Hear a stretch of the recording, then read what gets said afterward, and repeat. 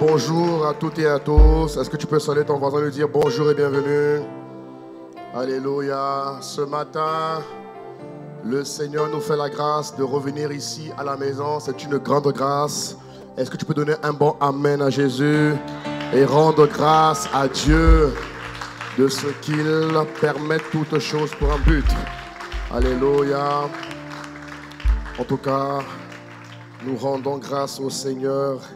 Et c'est lui qui est le maître des temps et des circonstances. Et il permet toutes choses pour un but.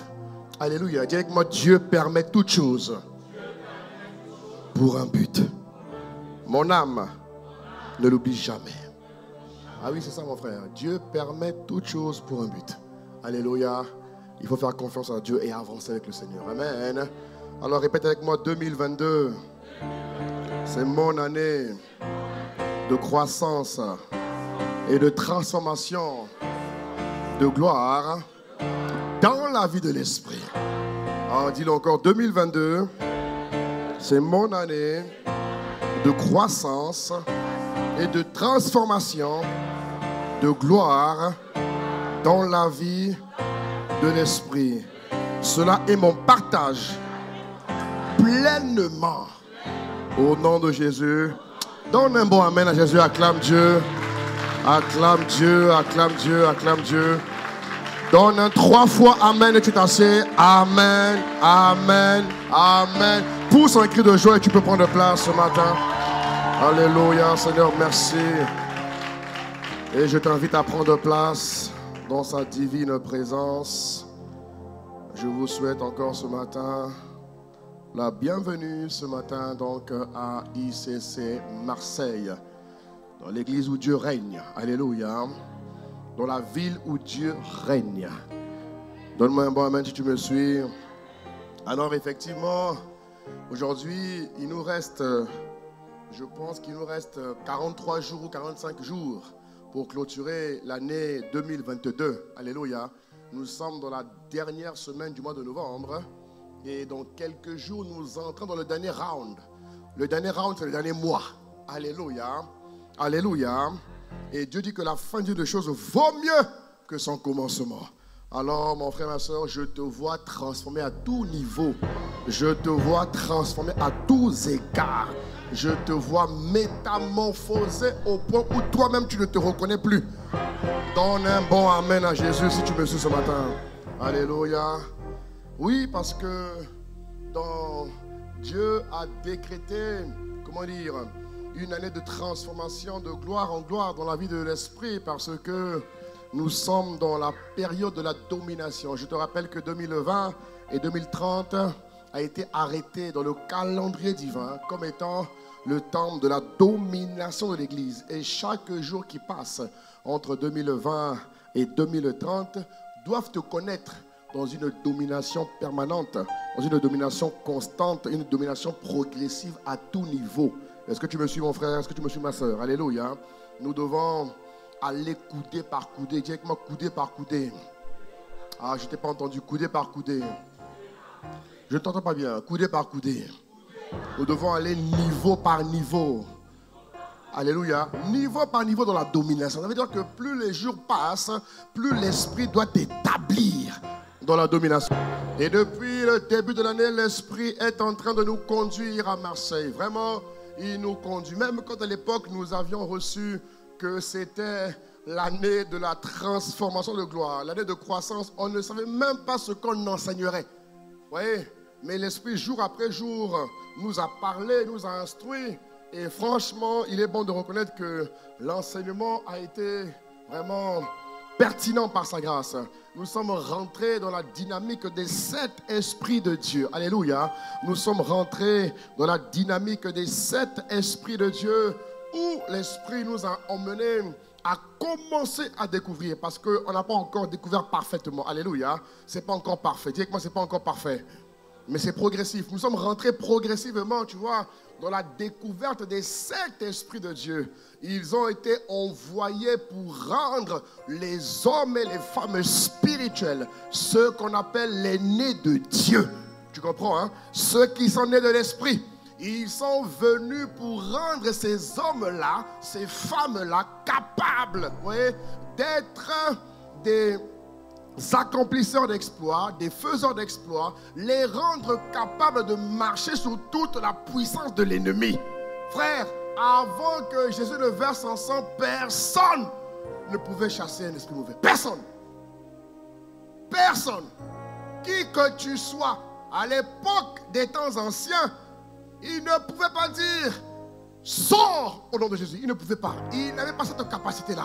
Il a fallu que Jésus vienne sur la croix, meure et que par son sang, nous puissions récupérer la victoire qui nous appartenait. Voilà pourquoi la vie chrétienne sur terre doit être différente, mon frère. Tu dois être quelqu'un de différent. Voilà pourquoi le pasteur Yvon dit que ton cas est différent. Donne-moi un bon amen si tu me suis. Alors nous parlons des 7 esprits de Dieu depuis le début de l'année, vous voyez. Et pour l'année 2023, le Seigneur a commencé à me parler. Il m'a donné, vous voyez, des dynamiques prophétiques. Chaque mois, nous aurons une dynamique prophétique. Alléluia. Chaque mois en 2023, nous aurons une dynamique prophétique sur laquelle toi et moi, on prendra le temps de vivre et de manifester ce que Dieu a dit pour chaque mois. Donne-moi un bon amen. Et l'Esprit est revenu encore sur, comment dire, l'accès à des niveaux profonds. Oui, la dimension de vivre les 7 esprits d'une manière plus profonde. Là, nous sommes rentrés dans l'introduction. On n'est pas encore dans le développement, parce que lorsque nous allons dans le développement, tu verras que les 7 esprits accompliront des œuvres plus profondes en toi, des œuvres plus évidentes en toi. Alléluia. Paul a dit, il faut que vos progrès deviennent évidents de tous. Oh. Paul dit, on doit voir les progrès évidents des chrétiens. Un chrétien doit avoir des progrès qui sont évidents. Ça veut dire quoi? Des progrès qui sont constatés. Des progrès qui sont visibles. Pourquoi visibles? Visibles pour révéler la gloire de Dieu. Visibles pour attester les bienfaits de Dieu. Visibles pour que le miraculeux de Dieu touche, contamine, influence, impacte ceux qui t'environnent. Et je prie que cela soit ton cas au nom puissant de Jésus. Tu donnes un bon amen. Alléluia. Et donc, nous sommes rentrés ensuite dans la dynamique de la transformation par la parole. Au mois de septembre, nous avons parlé de la transformation de la parole. Nous avons ensuite, nous sommes rentrés depuis quelques semaines maintenant dans la transformation par les prières. Alléluia. La transformation par les prières. Et je crois que c'est le dernier chapitre de cette année. Avant de clôturer cette année, il faut que l'Église entière, de manière personnelle d'abord, de manière individuelle, expérimente les transformations par les prières. De manière individuelle, de manière personnelle et ensuite de manière corporative. Alléluia, parce que si tu n'expérimentes pas personnellement les transformations, tu auras du mal. Même en dynamique corporative, tu auras du mal à suivre une certaine cadence, un certain niveau. Il faut d'abord que la transformation soit personnelle avant qu'elle soit corporative. Amen. Est-ce que tu me suis? Il faut que la transformation soit personnelle avant qu'elle soit corporative. Et c'est pour ça que depuis depuis quelques semaines, nous sommes donc rentrés dans ce chapitre-là. Et moi, j'ai vu avec vous, avant de partir en mission, j'ai vu avec vous, les 7 clés qui viennent te rendre capable d'être un véritable sacrificateur. Nous avons vu que Dieu a fait de nous des rois et des sacrificateurs. Alléluia. Dieu a fait de nous des rois et des sacrificateurs. Et il était important en cette période de fin des temps que la dimension sacrificateur connaisse une progression magnifique. Alléluia. Parce que le monde aujourd'hui a besoin d'avoir de vrais sacrificateurs qui sont capables de contrecarrer toutes les artilleries du diable. Alléluia. Le monde ne peut pas vaincre le diable parce que le monde est sous la domination du diable. Mais l'Église a la capacité de freiner les œuvres du diable. L'Église a la capacité de contrecarrer les œuvres du diable. Tu dis pas amen, hein? L'Église a la capacité de mettre fin aux œuvres du diable. L'Église doit jouer le rôle du sel. Le sel affecte la terre. Vous comprenez, non? On a dit sel de la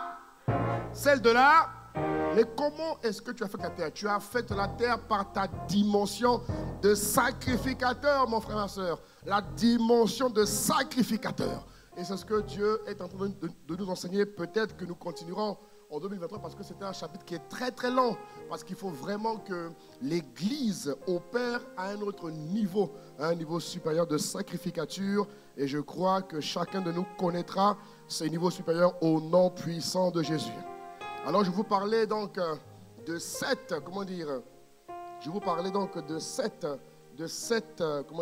clés, voilà, pour rendre ton intercession efficace. Et je m'étais arrêté avec vous de mémoire, je me suis arrêté au parler en langue, à la clé 5, c'est pas ça? C'est ça, non? On avait vu la clé 5, alléluia. Je suis rentré dans le prier en langue, dans le parler en langue, mais je n'ai pas développé. Et l'Esprit m'a convaincu, ouais, il m'a donné encore d'autres pensées que j'ai développées pour vous les partager ce matin, pour comprendre un peu pourquoi est-ce qu'il est important pour la nouvelle création de prier en esprit. Pourquoi est-ce que la prière en langue est tout aussi, pourquoi est-ce qu'elle est ambiguë? Pourquoi elle ne connaît pas une fluidité divine dans la vie des chrétiens? Pourtant, la Bible nous dit que la prière en langue est la prière la plus appropriée parce que nous sommes un esprit habitant dans un corps et possédant une âme. La prière en langue est la langue de l'esprit. Donne un bon amen si tu veux suivre. Mais alors, comment est-ce que la prière en langue, qui est très importante pour moi, j'ai plus de facilité, plus d'aisance, vous voyez, à pratiquer la prière de manière intelligible. Et j'ai moins de facilité de pratiquer la prière en esprit, alors que c'est la prière en esprit qui fait tout. La Bible dit que lorsque le corps d'un homme est malade, c'est l'esprit qui soutient le corps. Mes frères, si tu ne rends pas l'esprit fort, comment tu vas tenir? Est-ce que vous comprenez? Pourquoi est-ce qu'aujourd'hui, les chrétiens dans les églises ont un faible taux de prière en langue? Les chrétiens ne prient pas en langue. Ils vont prier 10 minutes. Ils vont prier 15 minutes. Ils vont prier 20 minutes. Et ils vont s'arrêter là. Je suis allé dans des pays bien aimés en mission. Je me rappelle, je n'ai jamais oublié ça. Je n'ai jamais oublié. Je suis allé dans un pays où on devait préparer une campagne, je me rappelle à l'époque. Donc, parce que vous nous envoyez, on est parti en éclaireur. Et il fallait qu'on prie avec certaines églises. Bien aimés. Ah non, c'était choquant. C'est-à-dire que j'ai rencontré des frères et sœurs qui ne priaient pas en langue. Dès qu'on priait en langue, ils bouchaient les oreilles. Regardez jusqu'où l'ennemi maîtrise certaines églises. On était choqués. On dit, les amis, on prie en langue, vous fermez les oreilles. Vous faites trop de bruit, pasteur. Ah, vrai, mon frère. Je dis, mais les gars, vous là, ça vous a eu. Quoi? Et donc, on a dû, on n'avait pas beaucoup de temps pour préparer la campagne. Donc, on a dû prendre le temps avec eux. Vous voyez, non? Un peu comme Paul a fait avec Apollos. Vous voyez, non? Le temps que Paul a pris, on a dû prendre le même temps avec ces frères-là. Ils ne priaient pas en langue. Le pasteur ne prie pas en langue. Le conseil ne prie pas en langue. L'église ne prie pas en langue. Et quand ils viennent, ils louent seulement. Ils ne prient pas en langue. Le prier en langue n'existe pas. Je dis, Seigneur, mais les amis, vous ne me servez à rien. Excusez-moi le terme, mais il y a un truc qui ne va pas. Est-ce que vous comprenez de quoi je parle? Et que Satan a déployé un système pour empêcher tout enfant de Dieu de jouir, de bénéficier de la richesse du parler en langue. Alors pourquoi est-ce que la prière en langue est autant contestée? Ça va? Pourquoi est-ce que tu ne pries pas en langue? Pourquoi est-ce que tu n'as pas d'aisance à prier en langue 1 heure, à prier en langue 2 heures, 2 heures, 3 heures, tous les jours? Parce qu'il y en a, on te dit, pasteur, j'ai prié en langue aujourd'hui 1h30, mais demain, il ne veut pas. Hein? Il est hop, hop, hop, hop, hop, hop. Je parle d'une constance. Donne-moi un bon moment, hein? Je parle d'une constance. Tu me suis, non? Je parle d'une constance. Une constance qui t'emmène dans les lieux élevés. Et lorsqu'elle t'établit dans les lieux élevés, tu restes. Tu ne redescends pas. Je parle de ce nouveau stade. Voilà pourquoi on parle de transformation par les prières. La vie de prière que tu avais hier, elle était bien pour hier. Mais mon ami, aujourd'hui, dis avec moi aujourd'hui. Oh, dis-le bien aujourd'hui. Avec ce qui se passe, la prière n'est plus valable. Hier, on ne parlait pas de l'Ukraine. Aujourd'hui, on parle de l'Ukraine. C'est ça que tu comprends. Hier, on ne parlait pas du Covid. Aujourd'hui, on parle du Covid. Est-ce que tu comprends? Ça veut dire que chaque adversité, chaque circonstance doit générer en toi une dimension supérieure. Tu comprends? Chaque fois que tu rencontres de nouvelles adversités, nouvelle opposition,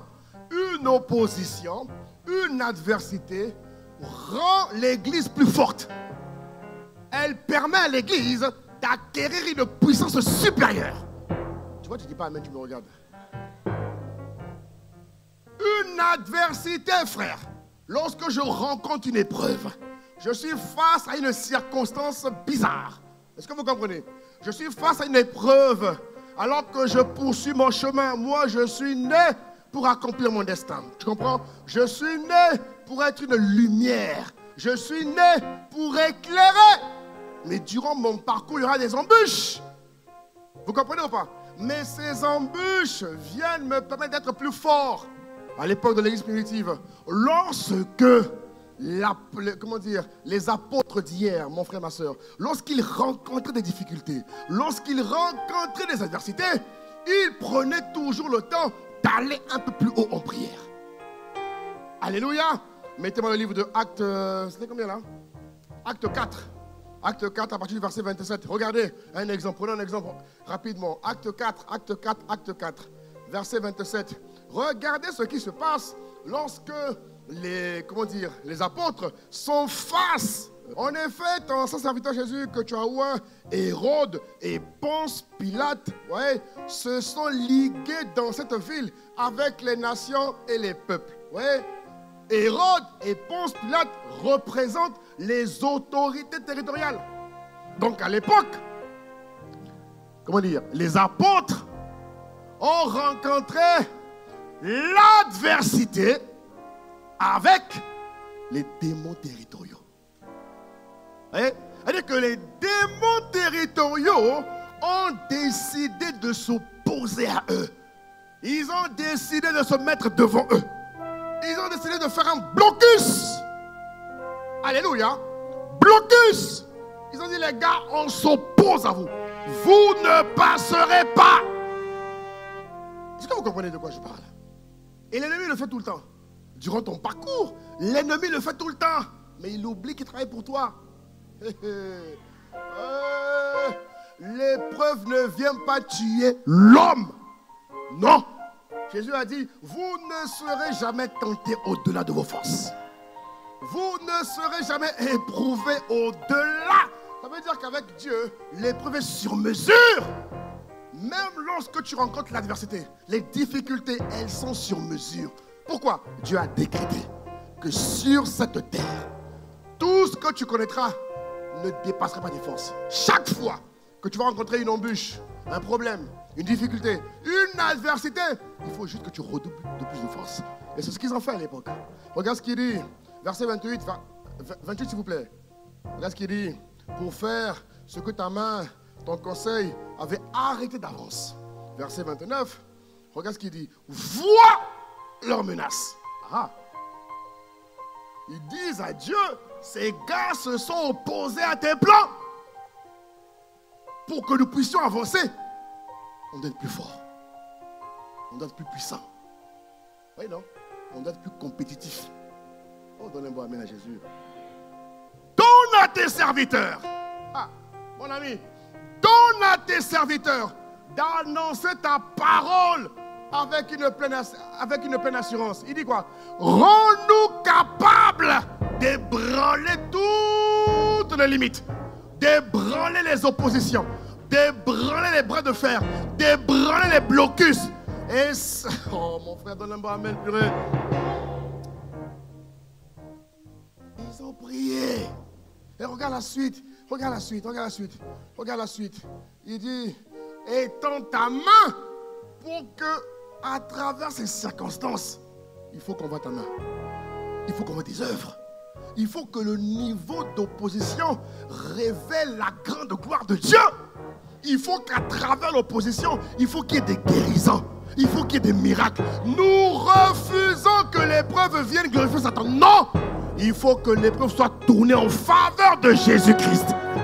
Oh, mon frère. Des miracles, des prodiges. Par le nom de ton saint serviteur. Regarde ce qu'il dit au 31. Regarde ce qu'il dit. Il dit, quand ils eurent prié, Dis avec moi, quand ils eurent prié. Oh, dis-le bien, quand ils eurent prié. Et c'est ce que nous allons faire vendredi nuit. Quand toi et moi, nous allons prier. Ah, mon frère, il va se passer ce qui va se passer. Oh, donne un bon amen à Jésus. Oh, donne un bon amen à Jésus. Vraiment, donne un bon amen. Par la grande grâce de Dieu, on se verra vendredi nuit. C'est à partir de 23h jusqu'à... Il n'y a pas d'heure de fin. Jusqu'à... Oh, mon frère. Ah bon, comment ça? Oui. On va prier jusqu'à... Mon ami, il faut aimer la prière. Il faut aimer la prière. Un homme qui n'aime pas la prière, il est soit ignorant, ou soit inconscient. Mais comme tu n'es pas ignorant, tu n'es pas inconscient, la grâce d'aimer la prière est sur ta vie. Alléluia.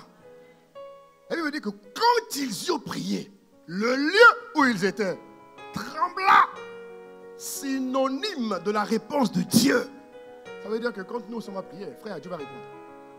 Tu comprends, hein? Dieu va répondre. Elle dit qu'on va introduire le mot de l'exemple dans la prière. Oh, donne-moi un bon amen, donne-moi un bon amen, donne-moi un bon amen. Elle veut dire qu'ils furent tous remplis du Saint-Esprit et ils ont fait le job. Ça veut dire quoi? Chaque circonstance, chaque difficulté permet à Dieu de te rendre plus fort. Chaque épreuve permet à Dieu d'augmenter en toi ta stature spirituelle. Alors n'aie pas peur des épreuves, affronte avec succès et joie. Alors donne-moi un bon amen et je continue. Alors ce matin nous allons voir, en ce qui nous concerne, en quelques points, les bénéfices, si on peut dire, du parler en langue, ou encore le mystère du parler en langue. La Bible nous dit dans le livre de 1 Corinthiens chapitre 14. 1 Corinthiens 14, chapitre 14, verset 2, pardon, il dit, en effet, celui qui parle en langue ne parle pas aux hommes, mais il parle à Dieu, car personne ne le comprend, et c'est en esprit qu'il dit des mystères. Ah, ouais, il dit, mais Seigneur, de quel mystère tu parles ici? Ça veut dire que prier en langue est un mystère. Et justement, lorsqu'un mystère n'est pas perçu, lorsqu'il n'est pas décrypté, lorsqu'il n'est pas sondé, tu ne jouis pas.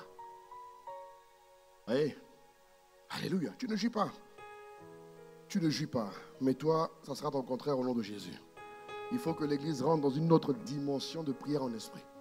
Alléluia, il faut que l'Église rentre dans une autre dimension de l'esprit. Alors, premier point en ce qui concerne le parler en langue. Premier point, en parlant en langue, ou encore le parler en langue, te permet d'activer la loi de l'esprit de vie. Premier point, le parler en langue te permet d'activer la loi de l'esprit de vie. Elle permet à la loi de l'esprit de vie de prendre le dessus sur la loi du péché et de la mort. Alléluia. Elle te permet, tu vois, d'augmenter la vie de l'esprit en toi et d'abaisser la chair. Regarde ce que dit le livre de Romains chapitre 8. Romains chapitre 8, à partir du verset 6, je crois. La Bible, ici, l'apôtre Paul met en lumière les deux catégories de chrétiens qui existent sur la terre. Alléluia. Il dit, l'affection de la chair, c'est la mort, tandis que l'affection de la vie, c'est l'esprit de vie. Et non, reviens avant, 4 alors. Reviens avant, s'il te plaît. Il dit, 5 alors. C'est 5, je crois. 5, voilà. Ceux en effet qui vivent selon la chair s'affectionnent aux choses de la chair, pardon. Il dit, ceux qui vivent selon l'esprit s'affectionnent aux choses de l'esprit. Alléluia. Ici, l'apôtre Paul met en lumière les deux catégories de chrétiens qui existent sur la terre. Tu comprends? Sur la terre, il y a malheureusement deux types de chrétiens. Dieu a voulu qu'il y ait une seule catégorie de chrétiens. Chrétiens. Amen. Mais, dans la réalité, l'apôtre Paul nous démontre, nous révèle, à travers le livre de Romains 8, il fait un parallèle entre la vie de l'esprit et la vie de la chair. Vous comprenez? Il fait un parallèle et il montre qu'en vérité, le monde sera confronté à deux types de chrétiens. Vous voyez, non? Il y a des chrétiens qui auront décidé d'échapper complètement à Satan et il y aura des chrétiens qui auront décidé d'échapper partiellement à Satan. Je ne sais pas où toi tu es, mais en tout cas, que Dieu t'aide. Alléluia. Vous comprenez? Non, c'est la vérité, hein, c'est la vérité. Ça, c'est vrai, c'est établi déjà. Nous, on fait le maximum pour que tu sois dans la vie de l'esprit. Mais le choix t'appartient. Je ne peux pas décider à ta place. Mais je te mets en garde. Aujourd'hui, le monde fait face à deux types de chrétiens. Et c'est ce qui retarde le travail l'accomplissement selon les échéances de Dieu pour l'Église. Vous voyez, non? Les chrétiens qui sont guidés par la chair ralentissent, malheureusement, les chrétiens qui sont connus par l'esprit, parce que lorsqu'ils rentrent dans des sphères où nous, on n'est pas encore entrés, ils vont faire des choses, ils vont se compromettre, faire beaucoup de choses. Ils vont ternir, vous voyez, non? Ils vont dégrader les mœurs, Dieu, tout ce qu'il est. Et ça donne une mauvaise image. Et ça a été une stratégie de Satan pour tenter de retarder l'Église. Mais heureusement que Dieu a dit que le temps vient. Et ce temps est venu, mon frère, où l'Église va devenir inarrêtable. Nous sommes rentrés dedans depuis qu'il a parlé de la domination. Alléluia. Alléluia. Alors Paul dit que lorsque tu pries en langue, tu dis des mystères. En priant régulièrement en langue, tu permets, mon frère, ma soeur, à la loi de l'esprit de prendre le dessus dans ta vie. Tu permets à ce que ta vie, tes habitudes, ta vie intérieure, tu vois, parce que nous, on ne voit que l'extérieur, mais Dieu seul connaît l'intérieur des hommes. La loi de l'esprit de vie vient manifester ou encore, comment dire, d'éteindre, révéler, déployer les effets de la vie de l'esprit à l'intérieur de l'homme.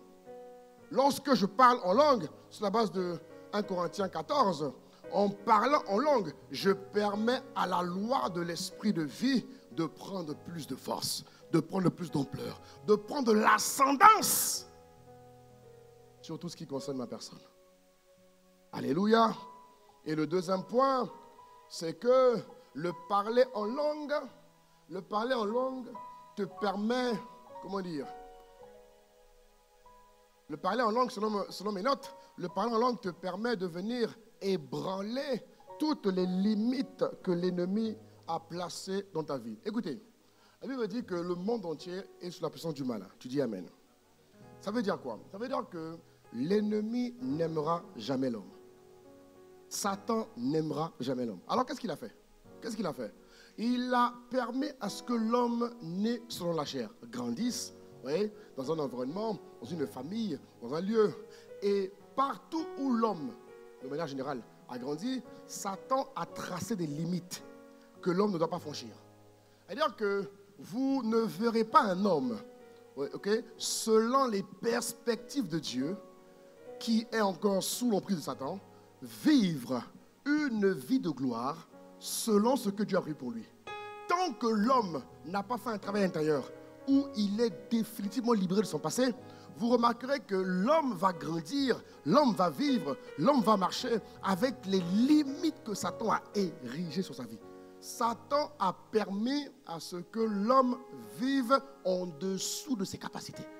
Quel que soit le niveau de réussite qu'il a, le niveau de succès qu'il a, selon Satan, l'homme ne doit pas vivre selon ses grâces, selon ses forces, selon ses capacités. Donc dans l'environnement où tu as grandi, dans l'univers où tu as été moulé, ton esprit a été moulé pour faire certaines choses et pour être incapable de faire aussi d'autres choses.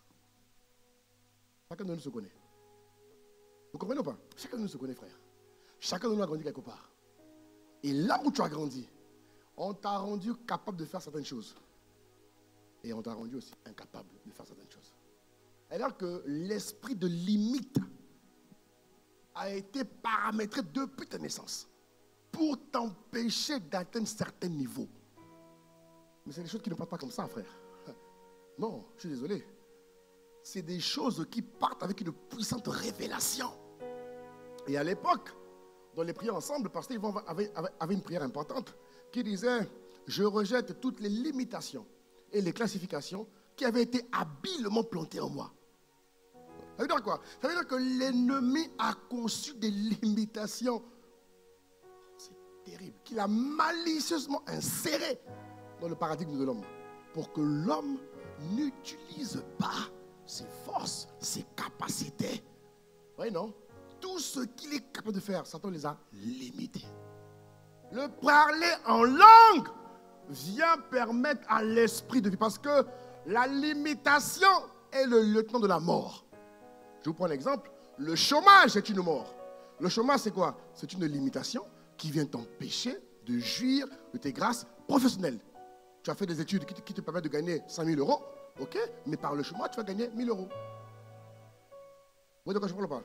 Et ça s'inscrit dans les différentes couches, dans les différents, domaines de la vie d'un homme. Le parler en langue vient permettre, à Romains 8, 11, l'esprit qui a ramené la vie à Jésus, l'esprit de vie qui est venu sortir Jésus de la mort. En fait, il vient ébranler toutes les limites et toutes les formes de mort que Satan avait insérées habilement en toi. Le parler en langue te permet de briser toutes les limites. De briser les limites. Lorsque tu parles constamment en langue. Et c'est pour ça que la Bible dit que Paul priait en langue plus que tout le monde. Et tu remarqueras que cet homme est celui qui a fait le plus d'exploits que tous les apôtres. Oui ou non? Il a accompli. On a mis en lumière les limites de Jacques. On a mis en lumière les limites de Pierre. Mais on n'a pas mis en lumière les limites de Paul.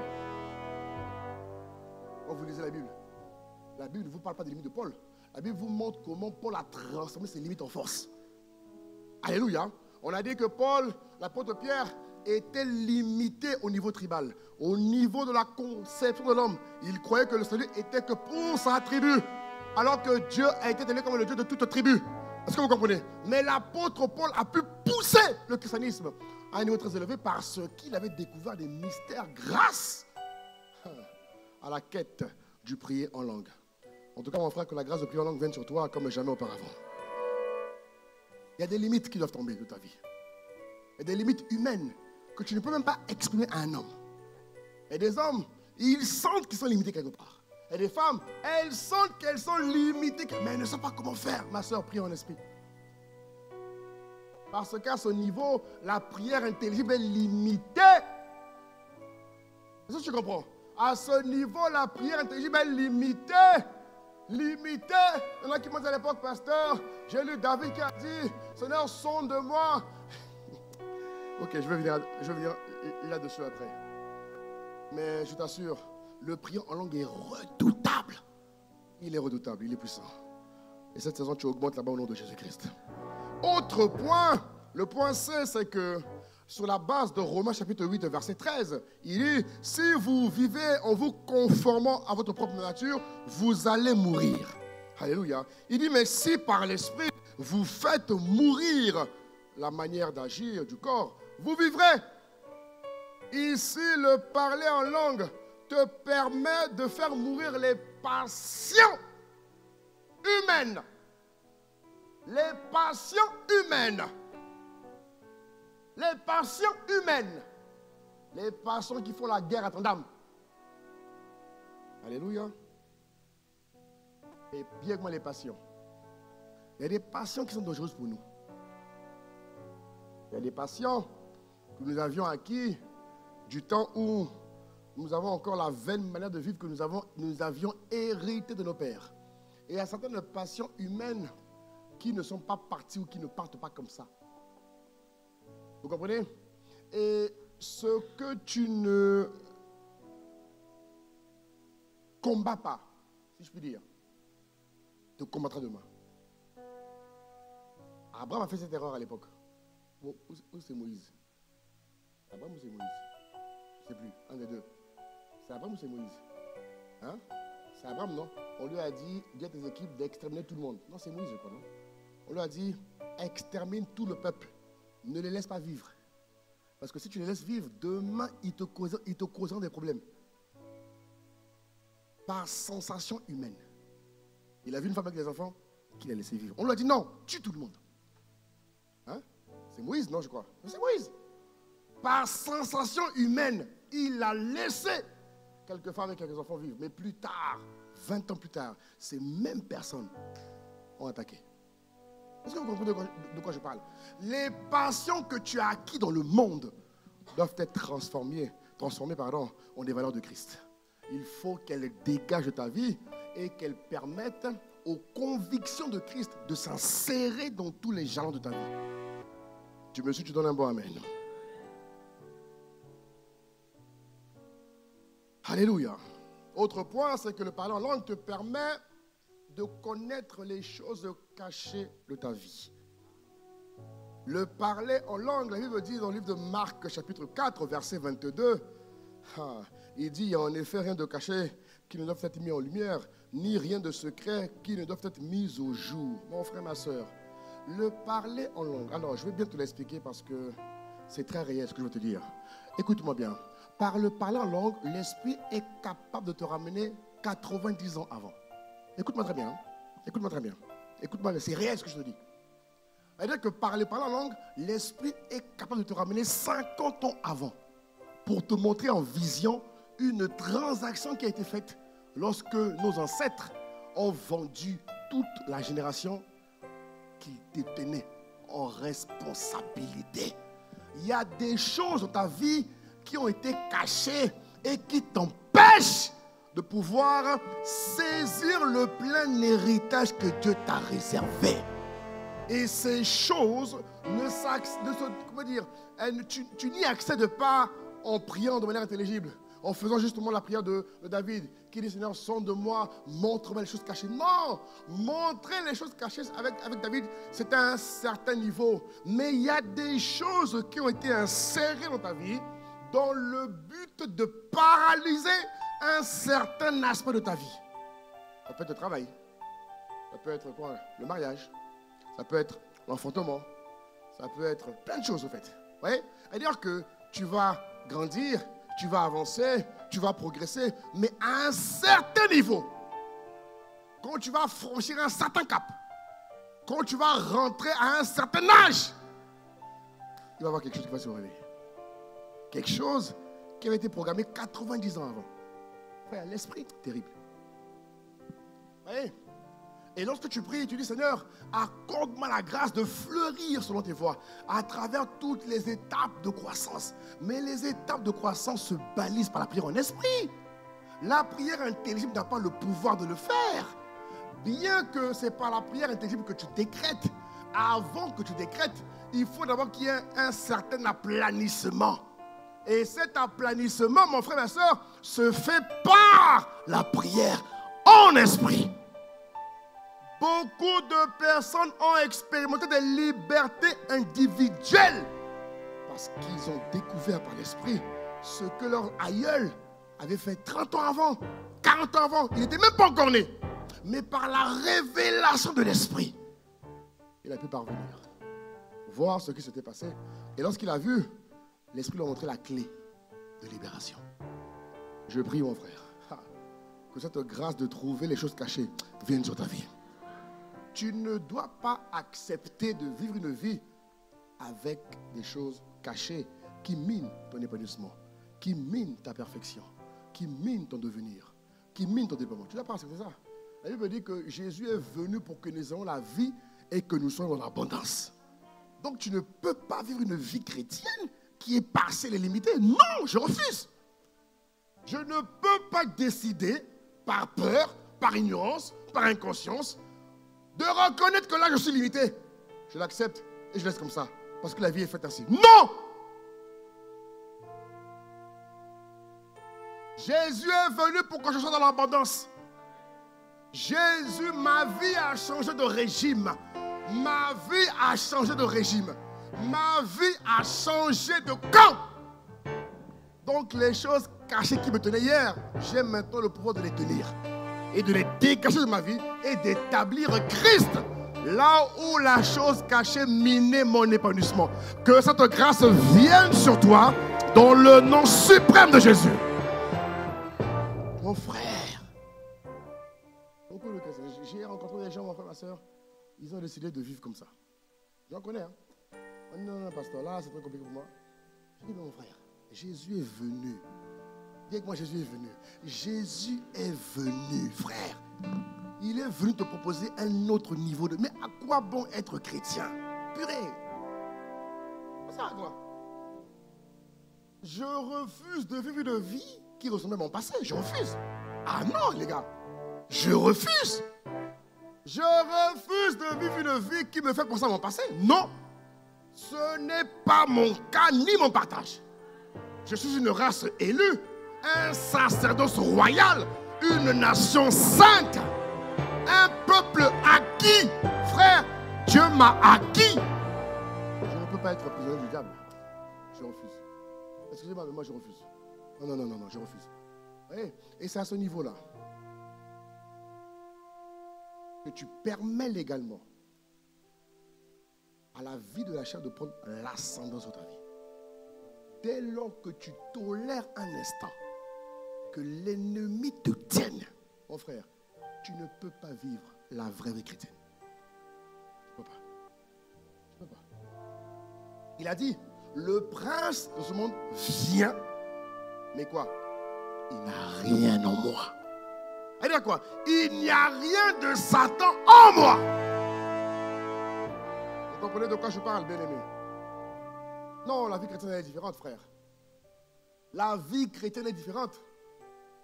Il faut que lorsque Satan vienne, qu'il ne trouve rien de lui en moi. Tout de Dieu en moi. C'est possible. Même les choses cachées. Si vous voulez m'intimider, si vous voulez me tenir à travers les choses cachées, j'ai le moyen de rentrer dans ce qui s'est passé hier. Mais bien aimé, ça se fait. Oh, ça se fait. Ça se fait, frère. Où Dieu te montre ce qui s'est passé hier. Comment étaient les gars? Ce qu'ils ont dit. Je te parle des vraies choses. Ce qu'ils ont dit, ce qu'ils ont fait. Et il te montre la clé maléfique qu'il a activée. Et tu vois ce qu'il a fait? Maintenant, toi, fais ça. Dis ça. Mais pour aller là-bas, frère, c'est le prier en esprit qui t'emmène là-bas. C'est-à-dire que c'est pendant que tu pries en esprit que ton être s'arrête et que Dieu te transporte. Qu'est-ce qu'il dit à Ézéchiel? L'esprit me transporta. Pourquoi pas toi, frère? Il dit l'esprit me transporta et l'esprit a montré à Ézéchiel ce que les responsables du peuple d'Israël faisaient. Les abominations qu'ils pratiquaient à l'église. Comment est-ce qu'ils mettaient les démons dans les murs de l'église? Il a vu. Comment il a vu? En esprit. Ah, frère, si Ézéchiel l'a vu, pourquoi pas toi, mon frère? Pourquoi pas toi, ma soeur? Dieu ne fait exception de personne. Oh, frère, Ézéchiel a vu. Il a vu les coutumes que les gars pratiquaient en silence. Il a vu. Comment est-ce que les gars venaient la nuit dans les bureaux de l'église, insérer les... Il a vu. Dieu montre tout. Tu comprends, non? Dieu montre tout. Ça, c'est la dimension du vrai chrétien où tu dois parvenir. Parce que quand tu es à ce niveau, frère, mais l'ennemi ne peut rien faire. Il te fera quoi? Il ne te tient plus. Tu me suis? Les choses cachées. Les choses cachées tiennent beaucoup de gens aujourd'hui. Les choses cachées sont parfois comme une espèce de rançon. Des fois, c'est comme une dette. Parce qu'en vérité, quand ils viennent, qu'est-ce qu'ils disent? Quand on fait même les libérations à ce niveau, qu'est-ce qu'ils disent? Ils disent, attention, elle m'a été confiée. Est-ce que vous comprenez? Ils disent, elle m'a été confiée. Elle m'a été confiée à telle époque. Il s'est passé ça. Ils sont venus me voir. Oui, ils sont venus te voir, mais Jésus l'a récupéré. Vous comprenez? Ils sont venus te voir, c'est vrai. Mais aujourd'hui, Jésus l'a récupéré. Elle ne t'appartient plus. Mais si toi, tu n'as pas cette conscience d'esprit, comment veux-tu saisir ton héritage? Comment tu fais, mon frère, ma soeur? Le prier en langue t'emmène là-bas. Pendant que tu pries en esprit. Pendant que tu pries en esprit. 30 minutes, 1 heure, 1h30. Pendant que tu pries en esprit. L'esprit voit et visite. Il sait de quoi tu as besoin. Il voit toutes les zones cachées que même toi tu ne vois pas. Parce que c'est des choses que tu ne vois pas parce que tu n'étais même pas... Écoute-moi, tu n'étais même pas né. Ton père ne savait même pas qu'il t'aurait un jour. Mais l'ennemi avait déjà fait des choses. Quoi? Vous vous rendez compte du monde spirituel? Tes parents ne savaient même pas qu'il t'aurait un jour. Satan veut dire anticiper ça. On veut dire que le monde est très spirituel. Le monde est beaucoup plus spirituel que vous le pensez, les amis. Le monde, il est plus spirituel que naturel. Alors, si nous sommes des esprits, les amis, devenons de vrais esprits de Dieu. Cette grâce est sur ton nom de Jésus-Christ. Alors, autre point, nous avançons. S'il vous plaît. Nous avançons. Autre point, c'est que le parler en langue, l'Esprit de Dieu, par le parler en langue, l'Esprit de Dieu contribue, à te transformer de manière progressive. Alléluia. Par le parler en langue, le Saint-Esprit vient dans le but de te perfectionner. Ça veut dire quoi? Lorsque tu pries en esprit, pendant que tu pries en langue, pendant que tu es dans la présence de Dieu et que tu pries en langue, tu pries en langue, tu pries en langue, tu pries en langue, tu pries en langue, qu'est-ce qu'il fait? Le Saint-Esprit perfectionne tes dons spirituels. Le Saint-Esprit perfectionne tes grâces. Le Saint-Esprit perfectionne tes capacités. Le Saint-Esprit perfectionne tout ce qui a en toi. Alléluia. Il te perfectionne. La Bible dit, le Dieu de toute grâce qui vous a appelé, il vous perfectionnera. Il vous affermira. Il vous rendra fort. Là où vous avez été trouvé faible. Ça veut dire que la faiblesse n'est que ponctuelle. Il n'est pas normal que la faiblesse prenne trop d'années dans ta vie. Ce n'est pas normal. La faiblesse dans la vie de l'homme, selon Dieu, est ponctuelle. La force est permanente. Et puisqu'il dit, il t'affermira.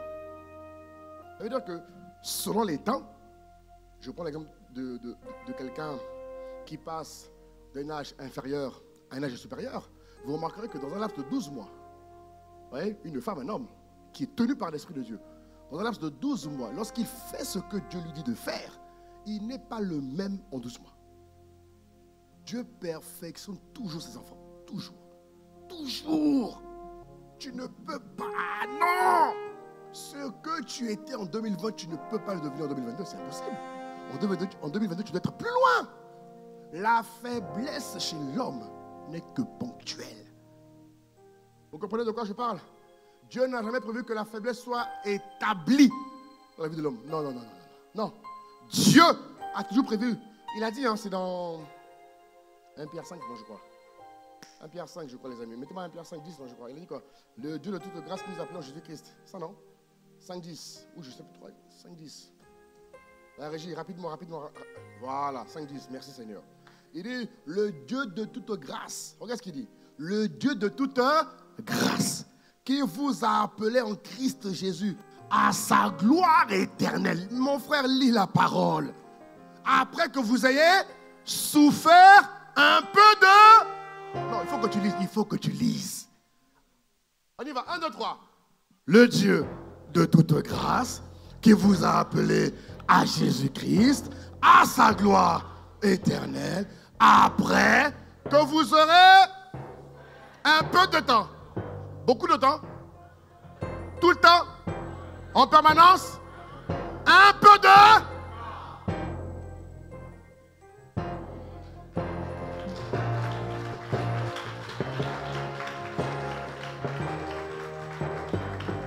Frère, il faut connaître l'esprit. La faiblesse chez l'homme spirituel n'est que ponctuelle. Elle ne peut pas être éternelle. Non! Je refuse ça. Dieu dit ici, après que j'ai souffert un peu de temps, ça peut être 2 ans, ça peut être 3 ans, ça peut être 5 ans, c'est un peu de temps. Dieu n'a jamais conçu la faiblesse pour l'éternité. Non! Après la faiblesse ponctuelle, après l'épreuve ponctuelle, pendant que tu pries en esprit, pendant que tu es dans les hauteurs de la prière en esprit, dans les longueurs de la prière en esprit, dans les profondeurs de la prière en esprit, il te perfectionne. Et ce qui m'a marqué, lui-même, waouh, même pas un ange, lui-même, mon frère. Oh, acclame-le, acclame-le, acclame-le, frère. Oh non, Dieu est trop fort, frère. Dieu est trop fort. Dieu est trop fort, mon frère.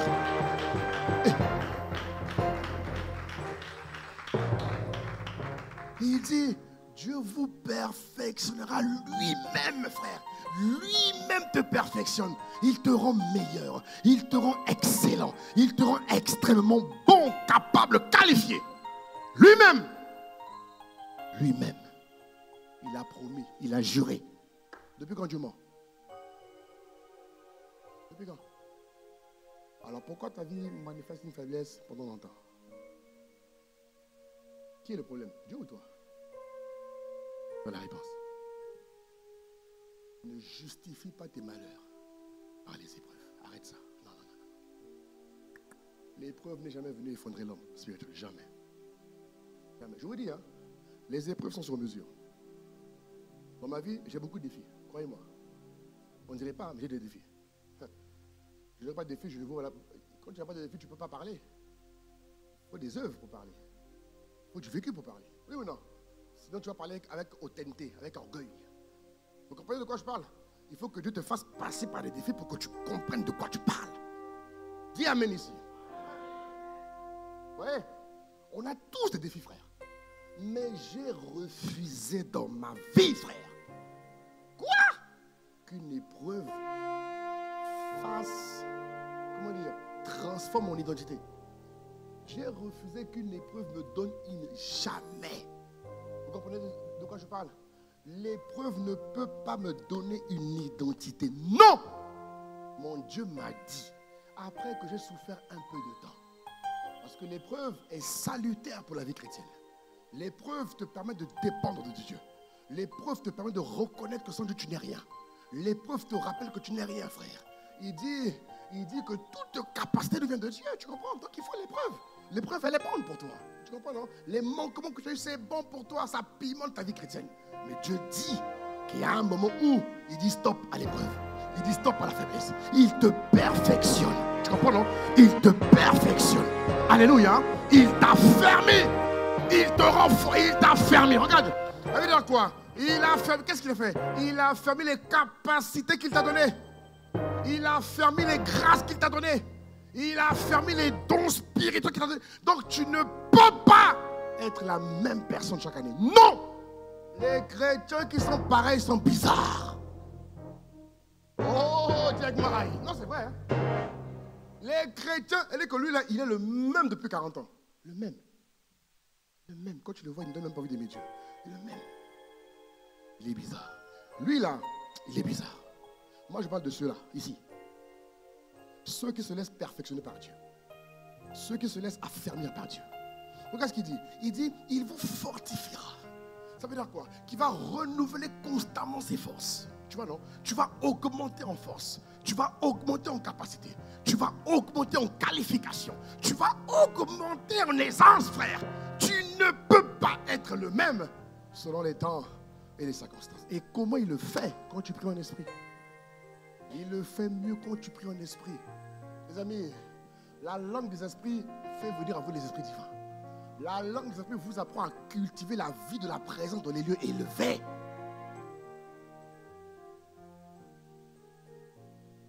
Et la suite, il vous rendra inébranlable. Frère, ça c'est mon identité.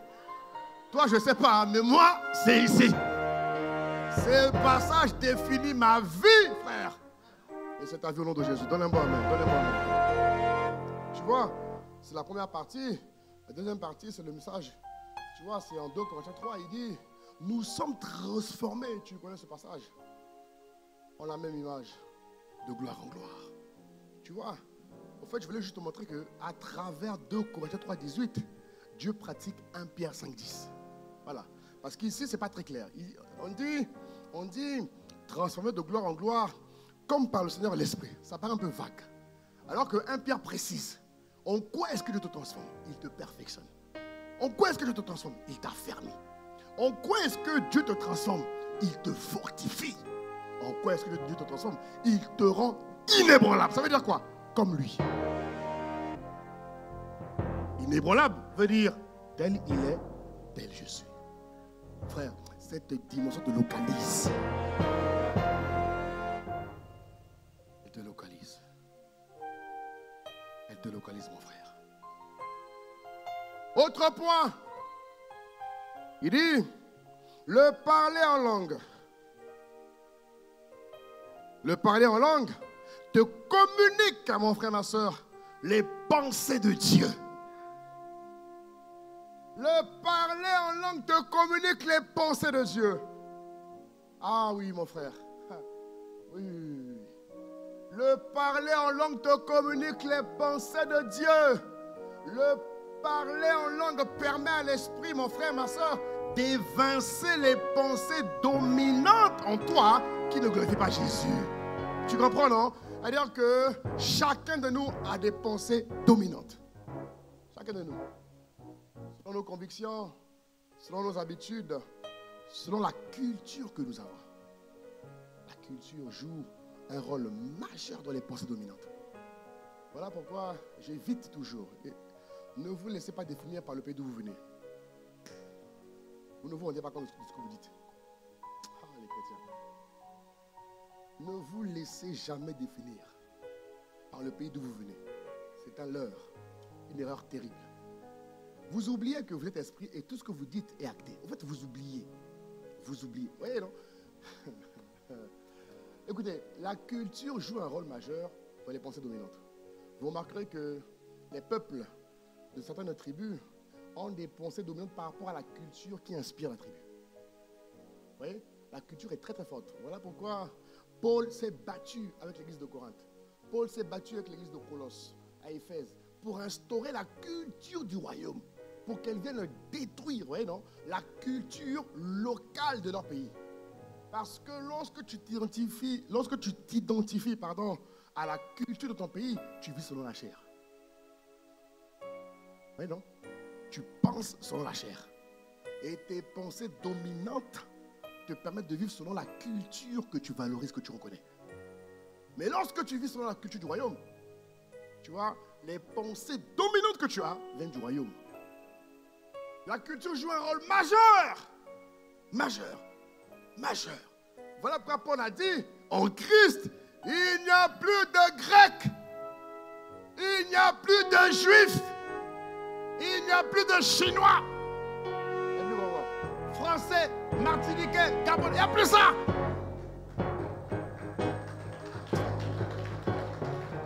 Aïe, aïe, aïe, aïe, aïe, aïe, aïe. C'est pour ça qu'à l'époque, notre pasteur principal, que Dieu bénisse sa vie, avait reçu qu'ici c'était un centre multiracial. C'était pour ébranler les cultures humaines. Nous, quand on arrivait à l'église à l'époque, on ne nous demandait pas d'où tu viens. Non, ça n'existait pas, frère. On t'accueillait parce que tu es enfant de Dieu. Aujourd'hui, là. Ok. La culture joue un rôle majeur dans tes pensées dominantes. Et si tes pensées dominantes dépendent du pays de ton vieil homme, mon frère, il y a un niveau que tu ne pourras pas vivre dans l'esprit. C'est ce qui a tenu Pierre, justement. Pierre était trop tribal. Et non, trop tribal. Il était tout pour sa tribu. Et c'est ce qu'il a mis de côté à un moment donné. Alors que Paul était beaucoup plus large. Paul a dit, en Christ, il n'y a plus de juifs, il n'y a plus de grecs. Et Paul va dire à Pierre, mais pourtant Dieu t'a montré que Dieu ne fait acception de personne. Lorsque tu allais voir à l'époque Corneille, pourquoi tu réagis ainsi? La culture. Pierre n'avait pas fait un travail important dans son mindset. Vous voyez, non? Et il a fallu que Dieu à l'époque envoie la persécution. Ce n'est pas le démon, hein? C'est Dieu, en acte 4, je crois, qui a envoyé la persécution à l'église pour que l'église rentre dans l'expansion. Pourquoi? L'église de Jérusalem était tellement forte à l'époque parce qu'ils étaient à Jérusalem. Il ne veut que pour les Israélites. Dieu ne voulait pas ça. Dieu voulait qu'ils soient répandus en Jérusalem, en Judée, en Samarie et dans toutes les extrémités de la terre parce que Dieu a un peuple nombreux sur la terre. Donc Dieu a envoyé la persécution. La persécution a permis à l'église de rentrer dans l'expansion. Autrement dit, la persécution est venue ébranler les limites culturelles. Et c'est comme ça que les Philippes se sont levés. C'est comme ça que Philippe s'est retrouvé en Samarie. Jérusalem n'aimait pas la Samarie parce que la Samarie était un peuple hybride. Un pied dans le Christ, un pied dehors. Est-ce que je veux dire ou pas? Mais Dieu voulait les gagner. Alors, en ce qui nous concerne, en tant qu'enfant de Dieu, tu as besoin, mais d'être irrigué par les pensées de Dieu.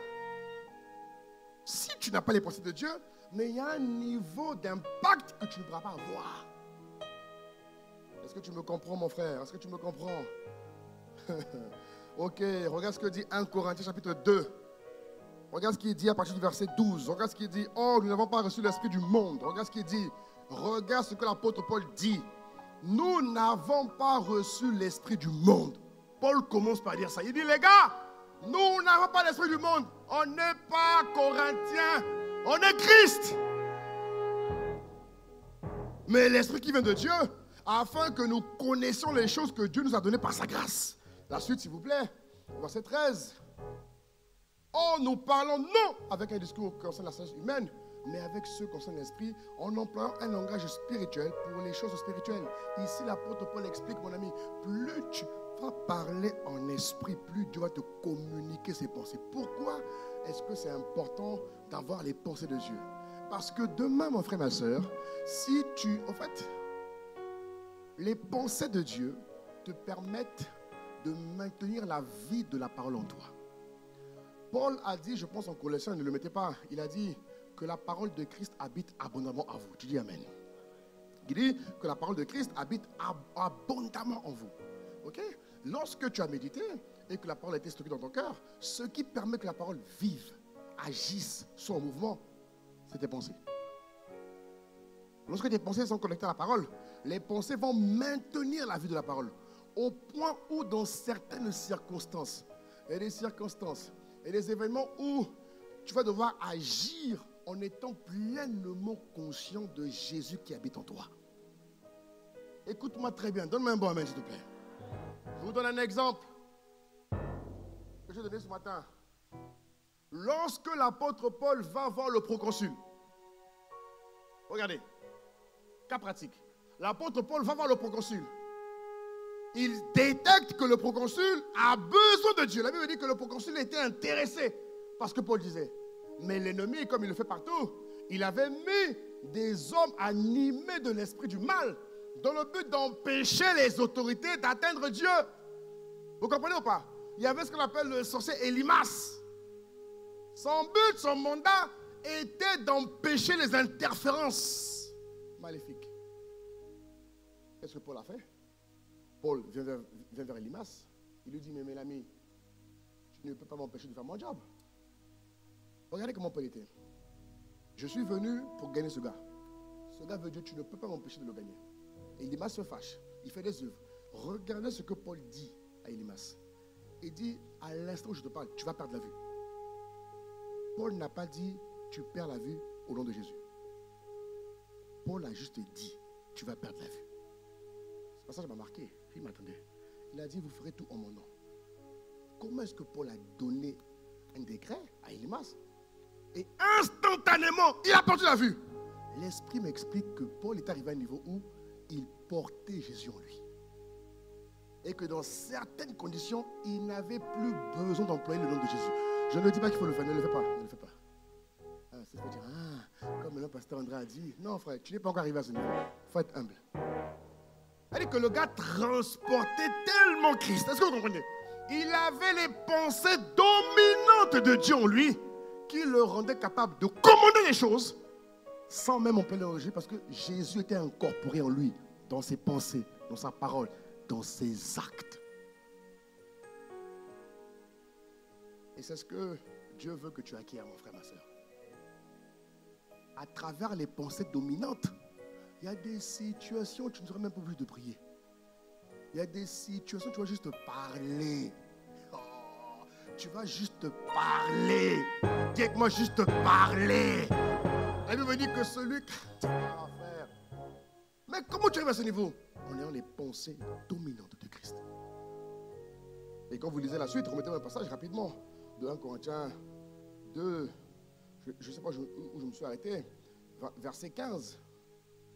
Voilà, 14, merci. Regarde ce qu'il dit. Il dit, l'homme animal ne reçoit pas les choses de l'Esprit de Dieu, car elles sont une folie pour lui. L'homme animal, c'est le chrétien charnel. C'est tout. Vous voyez? L'homme animal, c'est le chrétien qui est charnel. Simplement. Car elles sont une folie pour lui, et il ne peut les connaître parce que c'est spirituellement qu'on en juge. La suite, rapidement, s'il vous plaît. Rapidement. Verset 16. Voilà ce qu'il dit, verset 16. Car qui a connu la pensée du Seigneur pour l'instruire? Nous avons reçu la pensée de Christ. Ici, Paul explique que les pensées dominantes. Dis moi les pensées dominantes. Je parle des pensées dominantes. À quoi tu connais les pensées dominantes? Les pensées dominantes sont les pensées qui t'animent le plus chaque jour. Chaque jour, chacun de nous fournit au moins plus de 50 000 pensées. L'homme a la capacité de fournir au moins 50 000 pensées par jour. Et dans les 50 000 pensées, parce que les pensées se font à la vitesse du tiers ou de la seconde. Elles vont très vite. Vous voyez? Et dans ces pensées, il y a des pensées dominantes. Et tu sais, mon frère, ma soeur, quelles sont les pensées dominantes qui t'animent? Tu sais. Tu sais. Et tu sais. Et tu parles plus. Hein? Oh Seigneur, quel silence. Bon, passons. Et tu comprends de quoi je parle? En parlant en esprit, tu permets à l'esprit de maintenir la constance des pensées dominantes qui sont de Dieu. De veiller à ce que les pensées humaines ne prennent pas, parce qu'il y a des pensées mineures et des pensées dominantes. Tu comprends? La pensée dominante doit être Christ. Parce que la dominante commande l'action. Vous comprenez de quoi je parle ou pas? La dominante commande l'action. C'est elle qui va dicter le comportement que tu as. La colère, l'insulte, les gros mots, toutes ces choses. C'est la pensée dominante. Vous comprenez? La pensée mineure, elle est passagère. Tu peux avoir une pensée bizarre qui vient, mais elle est mineure. Pouf, elle part. Mais la dominante, elle commande tes actions. Vous comprenez? La dominante définit tes convictions et comment tu es. Voilà pourquoi il faut, mon frère, ma soeur, que les pensées dominantes que tu as soient de Dieu. Faites grâce sur toi au nom de Jésus-Christ. Donne un bon amen et je continue. Alléluia. Autre point, et j'ai bientôt fini. Autre point. Vous voyez comment c'est profond, hein, le parler en langue. Autre point. Maintenant, tu vois comment ce qui se passe que tu parles en langue. Parce qu'il y en a, ils parlent, ils ne comprennent rien. Ils ne comprennent que dalle. Ils sont la rabakaya. Ils vont dire, mais ça s'arrête quand? Non. Directement, aïe. Oh, sérieux? Beaucoup sont là. Mais ça s'arrête quand là? C'est long, la rab. Eh, frère. Le rabaka là, mon gars, il change ta vie. Oh, il change ta vie. Il change ta vie, mon frère. Le parler en langue te permet... Regardez ce que dit Romains 8,14. Romains 8,14, s'il vous plaît, la régie. Regardez ce qu'il dit. Romains 8,14. Regarde ce qu'il dit. Il dit, en Romains 8,14, il dit, tous ceux qui sont conduits par l'Esprit de Dieu sont fils de Dieu. Regarde bien ce passage. Je vous répète, mes bien-aimés. Le livre de Romains 8 met en lumière les deux catégories de chrétiens qui existent sur la terre. Est-ce que vous comprenez, mes bien-aimés? Lorsque Jésus reviendra nous chercher, il y a des chrétiens qui partiront, il y a des chrétiens qui resteront. Oui? Ceux qui resteront feront partie de ceux qui affectionnent les choses de la chair. Vous voyez ou pas? Quand vous lisez le livre d'Apocalypse, il va parcourir les maisons des chrétiens, dans les couples. Monsieur va partir, madame va rester. Ou encore, madame va partir, monsieur va rester. Il va venir dans les veilles de prière. Comme nous, là, vendredi, on va venir de prière. On sera là, rababaya, rababaya. Donc, imagine que Jésus vient ce jour-là, ce vendredi. Imagine, dis-moi, imagine. Parmi nous. Oh, dis-moi, pas moi. Bon, si je m'en tiens au contexte apocalyptique, ils vont partir, il y en a qui vont rester. C'est pour ça, les amis, faites attention à votre vie chrétienne, je vous en supplie. Ouais, Paul a fait exprès, il a consacré tout un livre. Le livre de Rome, tout le chapitre 8, il vous détaille, vous lisez les versions, les autres versions pour comprendre. Il met en exergue, vraiment, les deux catégories de chrétiens qui existent. Ici, il dit donc que ceux qui sont conduits par l'Esprit, regardez, il dit, ceux qui sont conduits par l'Esprit sont fils de Dieu. Ça veut dire quoi? Être conduit, c'est être converti. Vous comprenez? Être conduit, c'est être converti. Être conduit, c'est être soumis. Ok? Être conduit, c'est faire uniquement ce que Dieu demande de faire. Est-ce que vous comprenez? Humainement, tu ne peux pas faire ça.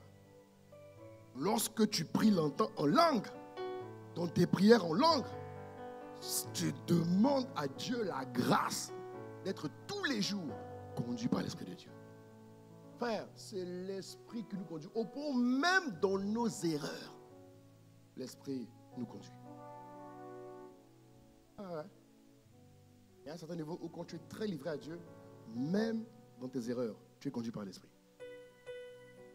Je vous dis la vérité. Même dans les erreurs que tu commets, tu es conduit par l'Esprit. C'est-à-dire que l'erreur, oh frère, l'erreur a été permise par l'Esprit pour ton salut, pour te corriger, pour t'améliorer, pour te peaufiner, pour te bonifier. Voilà pourquoi quelqu'un qui est en Christ et qui a confiance, il n'a pas peur de faire des erreurs. Hein? Il n'a pas peur. Il n'a pas peur. Dis que il n'a pas peur. Il y en a qui n'aiment pas faire les erreurs. Frère, c'est pas grave.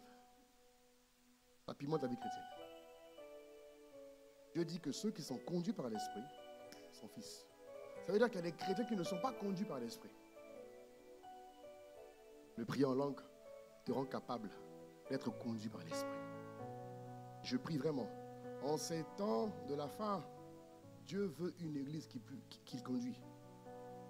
Une église conduite par Dieu n'est que pour le succès et la réussite. Une église conduite par Dieu sera capable, d'accomplir toutes les volontés de Dieu. Que la grâce vienne sur vous au nom de Jésus-Christ. Donc c'était le point F. En priant en langue, je pratique Romains 8,14. J'active Romains 8,14. Bien-aimé. Alléluia. Je me laisse conduire par Dieu dans tous les domaines de ma vie, dans toutes les sphères de ma vie, dans tout ce qui me concerne. Je me laisse conduire par Dieu. Dans mes choix, dans mes décisions, dans mes convictions, je me laisse conduire par Dieu. En tout et pour tout. Dans mes vêtements, mes vêtements, mes vêtements. Hein les filles? Mes vêtements. Tes mini-jupes là, qui te conduit? Hein? Tes habits seraient bizarres là. Qui te conduit? Qui te conduit? On voit tes seins, tes fesses. On n'en a rien à faire. Non mais bon, aïe, je continue. Donc je prie vraiment que Dieu, oh Seigneur, rentre dans les habits de nos filles là. Vraiment parce que... Ah, c'est important, hein? À travers tes habits, on sait si tu conduis par l'Esprit ou pas. Si ma femme, c'est marrant, hein? Elle dit que quand les femmes des hommes de Dieu s'habillent mal, elles sont les premières à mettre leur bouche. Alors qu'elle-même, elle est spécialiste pour mal s'habiller. Elle dit que tu es apte à accuser l'autre, mais toi-même. Regarde d'abord ce qu'il y a dans tes yeux, dans ton armoire, avant de regarder les autres. N'importe quoi. C'est terrible, hein? En tout cas, étant donné que l'Esprit parle, non mais sœur, il faut vous améliorer, hein. Sinon, je vais acheter des ciseaux géants que je vais donner à l'accueil. Bon, si l'accueil fait trop de sensations comme Moïse à l'époque, tu vois, non? On a dit à Moïse, tue le peuple, il n'a pas tué le peuple. Bon, peut-être que nos filles aussi, l'accueil, elles ont trop d'émotions, tu vois.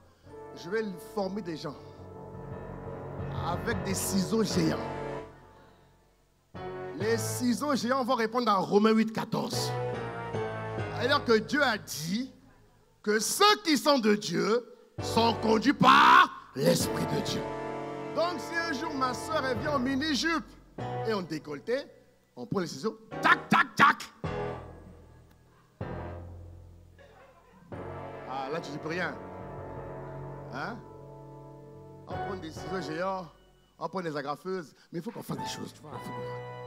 Il faut que ça change, sauf si elle vient et qu'elle ne connaît pas Jésus. Elle, il n'y a pas de problème, on tolère. Elle ne connaît pas Jésus, on a compassion, c'est normal. Vous comprenez?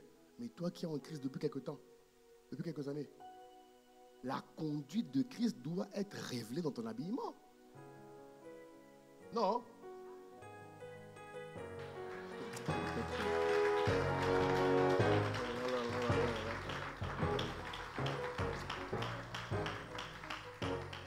On va avancer, tu vois, on va avancer. Dis à ton voisin, on avance, hein, on avance. Bon, donne quand même un bon amen et je continue.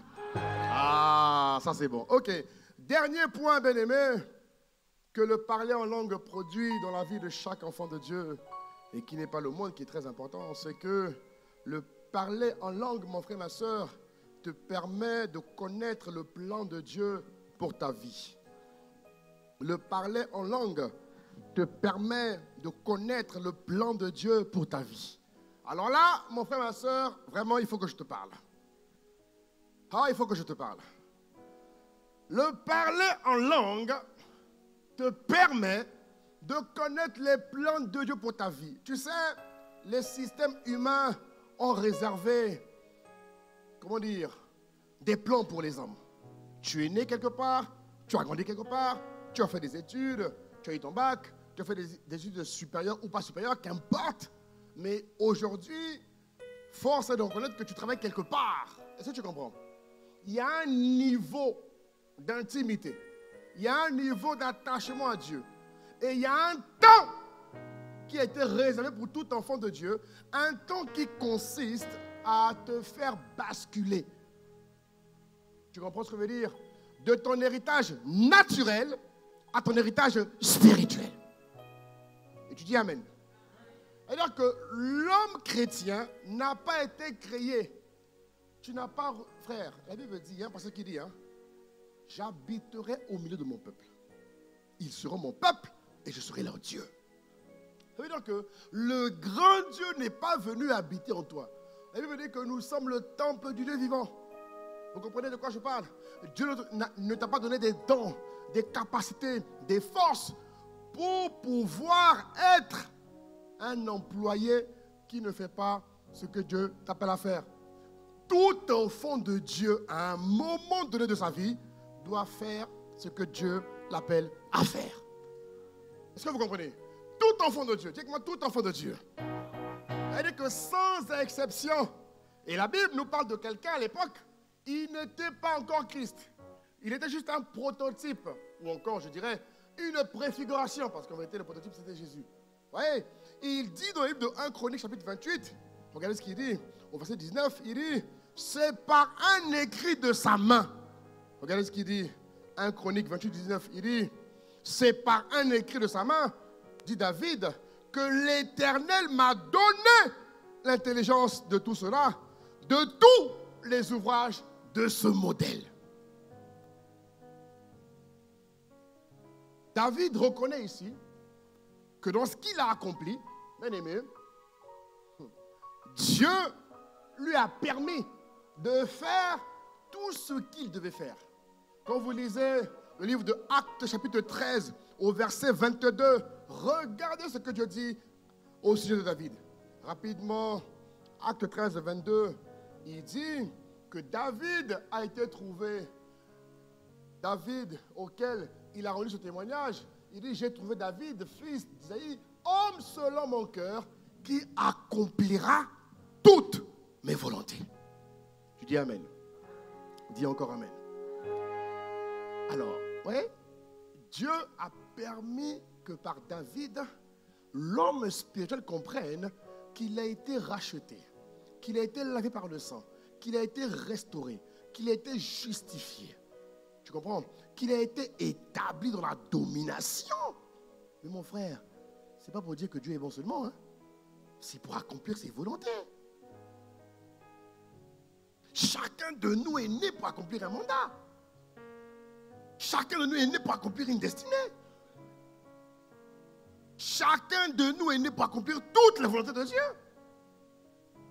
Vous comprenez de quoi je parle ou pas? C'est-à-dire que tu n'es pas né, tu gagnes ta vie, 3 000 € juste pour remplir ton... Non, mon type. Il y a un niveau où tu dois devenir un acteur local d'influence. Est-ce que tu comprends de quoi je parle? Il y a une dimension de vie. Qu'est-ce que Dieu veut pour son peuple?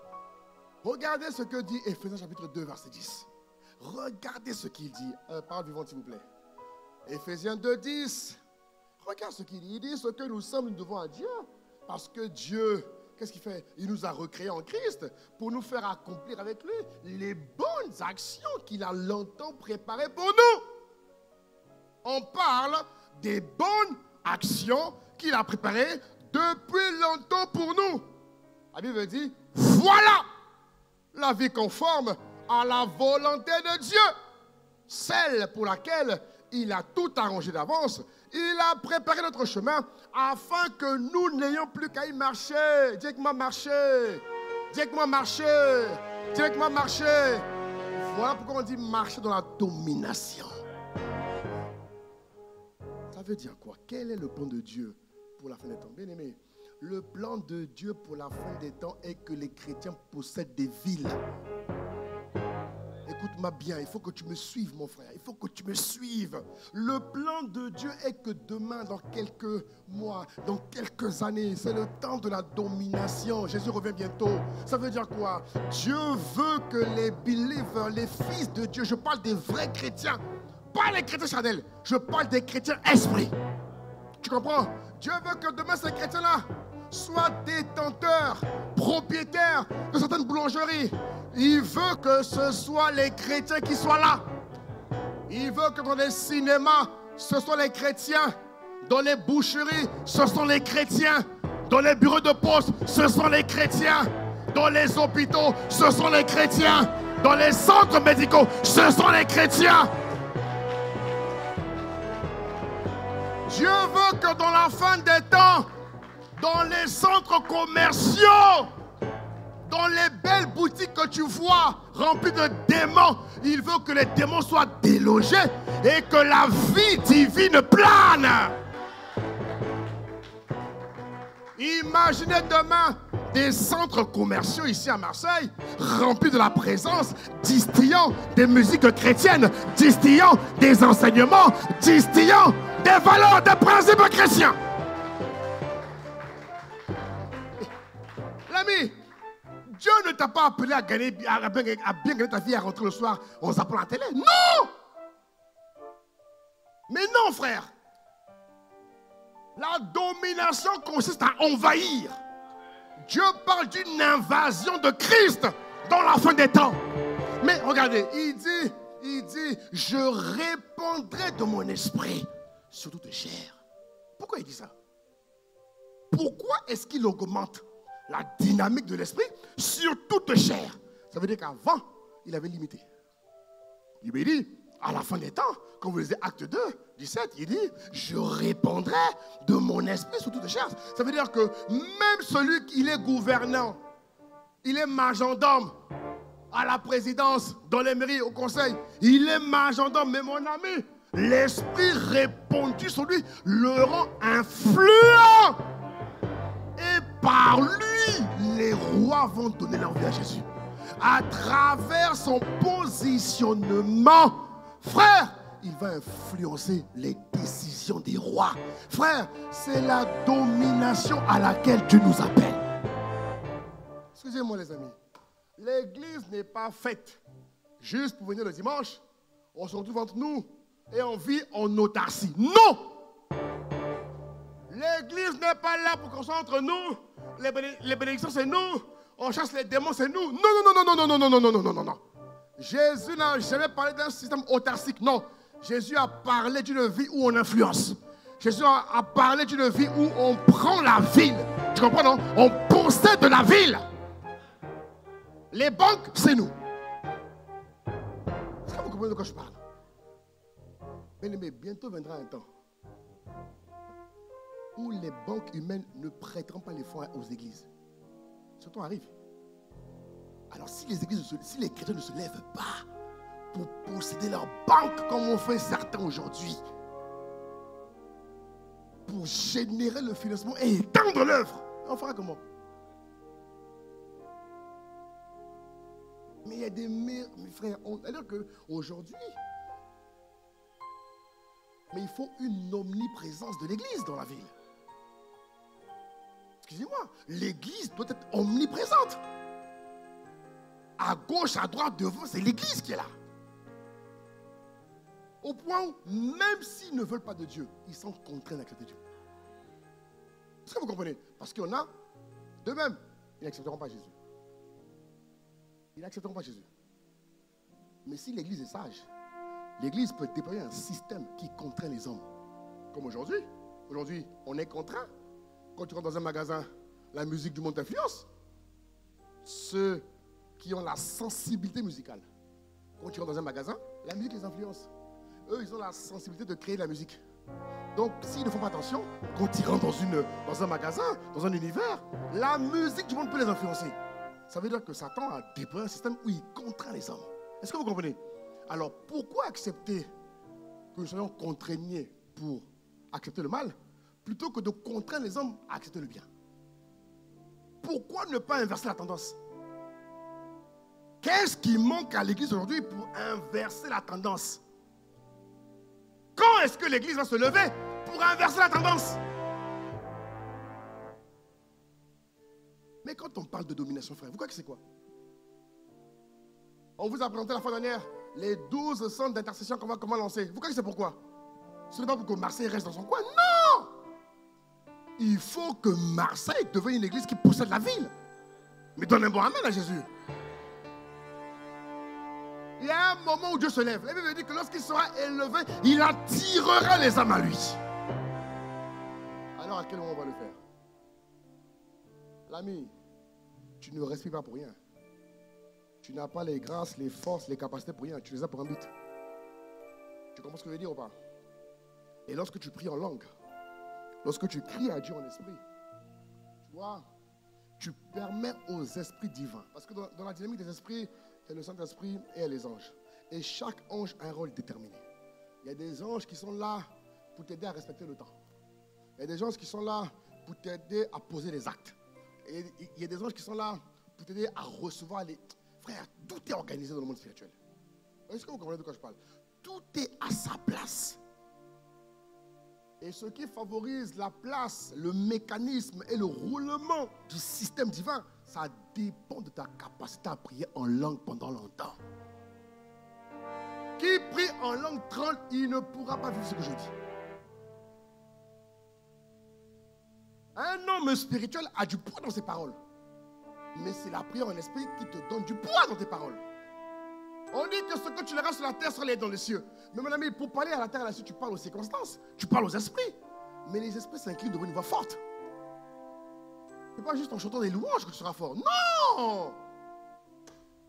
Tu dois puiser tes forces dans l'esprit. Dans la vie de l'esprit. C'est là que tu puises tes forces. Et lorsque tu te mets debout, tu dis, je déclare. Là, ça va marcher. Il y a des chrétiens qui parlent, rien ne se passe. Parce que tu n'es pas assez consistant. Tu n'es pas assez fort. Et tu n'es pas assez fort parce que tu ne pries pas assez. C'est tout. Fais ce que je te dis, tu vas voir. Repars. Cherchez Dieu. En ces temps de la fin là, en cette fin d'année, prends les temps avec le Seigneur. Augmente la prière en esprit. Et reviens vers les circonstances qui t'ont résisté. Tu vas voir. Il y a un temps pour tout. Rappelle-toi, après que vous ayez souffert un peu de temps. Il n'a jamais été prévu que le chrétien souffre toute sa vie. Jamais. Arrêtez-moi ça. Ce n'est pas inscrit dans le livre de vie. On n'est pas né pour souffrir. On est né pour dominer. Alors, Église, il faut qu'on se réveille. Parce que l'heure tourne. Demain, quand tu quitteras la terre, toi et moi, on rendra des comptes. Mais il faut que nous puissions écrire l'histoire de l'expansion du royaume. Il faut que l'Église ici domine. Vous comprenez? C'est pour ça qu'on va déployer ces groupes d'intercession. Il faut que chaque personne, ça c'est ma prière et mon fardeau, il faut que chaque homme à Marseille, de gré ou de gré, devienne ce que Dieu l'appelle à être.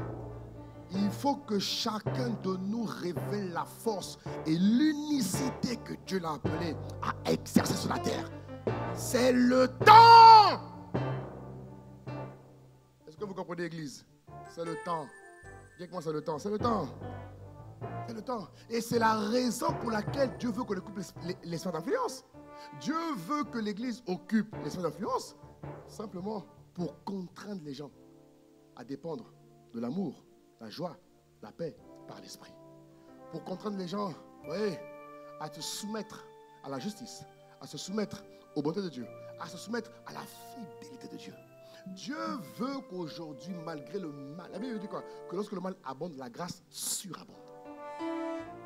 Et c'est l'Église qui a la grâce et la capacité d'emmener justement la surabondance de Dieu. Alléluia. Et c'est là que nous allons entendre. En 2023, 2024, 2025. 2025, 2030 doit révéler une autre face, un autre visage de l'Église de Marseille. Tu comprends de quoi je parle? Il faut qu'en 2030, toi et moi, mon frère, on doit être différents. Ah, on doit être différents. On doit être différents. Voilà pourquoi on va se soumettre à la transformation par les prières. Voilà ce que la prière en langue produit. Tu vois, 7 choses. Voilà ce que la prière en langue produit dans la vie de celui qui veut devenir différent. Ou encore, je dirais, dans la vie de celui qui veut devenir comme Dieu l'appelle à être. Alors, mon frère, il est temps pour toi et moi de nous lever. Jésus a dit, il est temps que pour moi de m'occuper des affaires de mon Père. Ce temps a sonné pour toi, tu dis Amen. Tu acclames le Seigneur. On va se lever, on va prier. On va se lever, on va prier. Acclame le Seigneur, acclame Jésus, acclame, acclame, acclame.